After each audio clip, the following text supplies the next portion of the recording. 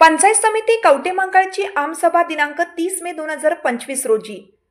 कवटेमहांकाळ पंचायत समिती कवटेमहांकाळची सन 2024-25 ची आमसभा माननीय आमदार रोहित सुमन आर पाटील यांच्या अध्यक्षतेखाली शुक्रवारी दिनांक 30 मे 2025 रोजी होणार आहे। सदर आमसभेमध्ये सन 2024-2025 या कामकाजाचा आढावा व सन 2025-26 मधील कामकाजाचे नियोजन करण्यात येणार आहे।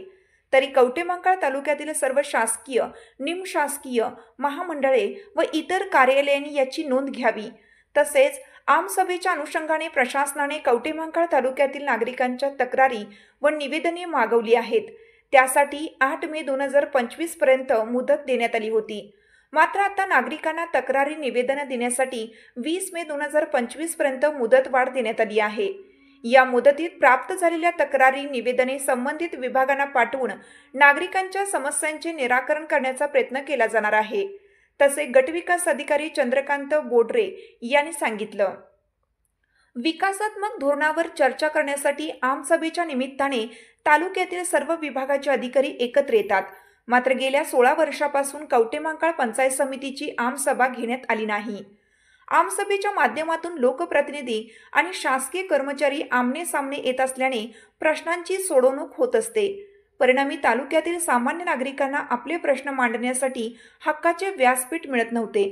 अखेर जनतेतून आमसभा घेण्याची मागणी जोर धरत होती, अन्यथा आमरण उपोषण करू असा इशारा दिला होता।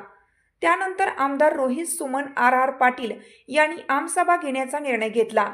येत्या शुक्रवार दिनांक 30 मे 2025 रोजी ठीक सकाळी 9:30 वाजता Shri Siddhanath multipurpose hall, Deshing road, Yashwant Nagar, Kavathemahankal येथे आमसभा होणार आहे। प्रशासनाने या आमसभेच्या अनुषंगाने तयारी सुरू केली आहे। दरम्यान आमसभेत ऐनवेळी नागरिकांचे प्रश्न, तक्रारी, निवेदन असल्यास त्याचे निराकरण करताना प्रशासनाला तारेवरची कसरत करायला लागू शकते। त्यामुळे तालुक्यातील नागरिकांनी 20 मे 2025 पर्यंत आपले प्रश्न, तक्रारी व निवेदने पंचायत समिती प्रशासनाकडे द्यावीत। आमसभेपूर्वी हे प्रश्न संबंधित विभागाकडे पाठवून ते सोडवण्याचा प्रयत्न केला जाईल, असे गटविकास अधिकारी चंद्रकांत बोडरे यांनी सांगितलं। TS न्यूज मराठीसाठी मुख्य संपादक तानाजी शिंगाडे।